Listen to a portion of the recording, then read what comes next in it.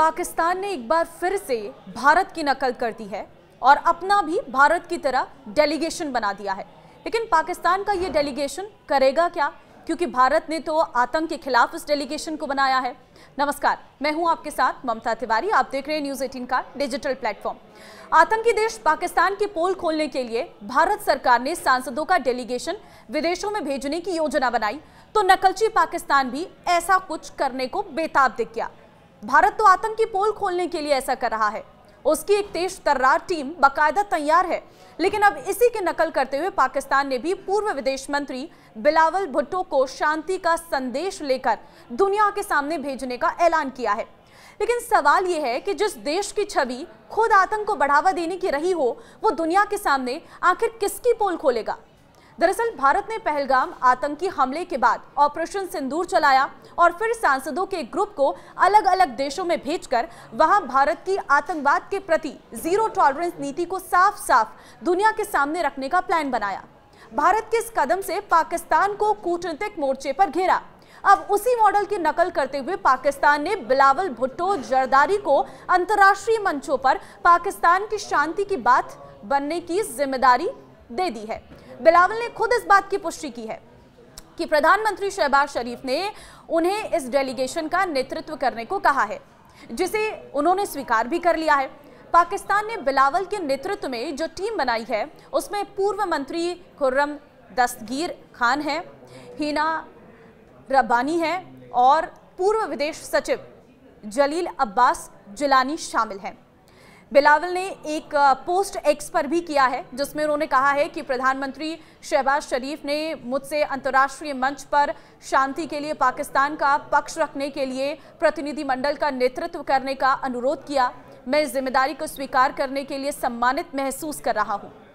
देखिए, विश्लेषकों का मानना है कि ये कदम पाकिस्तान की कोशिश है कि वो दुनिया में अपना पक्ष स्पष्ट कर सके और भारत की कूटनीतिक बढ़त को संतुलित कर सके।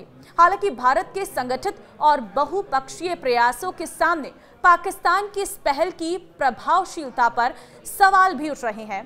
भारत ने डेलीगेशन क्यों बनाया और क्यों जरूरी है ऑल पार्टी डेलीगेशन का विदेश दौरा, ये भी आप जान लीजिए। देखिए, भारत सरकार ने आतंकवाद के खिलाफ अपनी नीति और हालिया सैन्य कार्रवाइयों को वैश्विक मंचों पर प्रभावी ढंग से रखने के लिए एक बड़ा फैसला लिया है। इसके तहत एक सर्वदलीय संसदीय प्रतिनिधिमंडल का गठन किया गया है, जो संयुक्त राष्ट्र सुरक्षा परिषद के सदस्य देशों समेत प्रमुख अंतर्राष्ट्रीय साझेदारों के दौरे पर जाएगा। इसका मकसद है दुनिया को ये बताना कि भारत ने आतंक के खिलाफ जिस तरह से निर्णायक और असरदार कदम उठाए हैं, उसे दुनिया के सामने रखना। ये एक तरह से पाकिस्तान की पोल खोलो अभियान होने वाला है।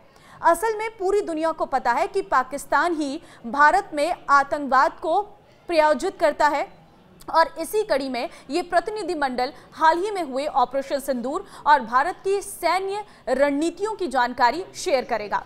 विशेषकर ये बताया जाएगा कि कैसे भारत ने आतंकवादी नेटवर्क को जड़ से खत्म करने के लिए सटीक और साहसिक सैन्य कार्रवाई की है। ये सिर्फ भारत का पक्ष रखने की कवायद नहीं है, बल्कि अन्य देशों से सहयोग और समर्थन जुटाने की कोशिश भी है, ताकि आतंकवाद के खिलाफ एकजुट अंतर्राष्ट्रीय माहौल बनाया जा सके। वैसे ये पहली बार नहीं है जब पाकिस्तान ने भारत की नकल की हो। इससे पहले प्रधानमंत्री नरेंद्र मोदी ने जब पंजाब के आदमपुर एयरबेस जाकर जवानों से मुलाकात की और S-400 डिफेंस सिस्टम के सामने भाषण दिया, तो उसके ठीक बाद शहबाज शरीफ भी सियालकोट बेस पर पहुंच गए और जीत का फर्जी दावा कर बैठे।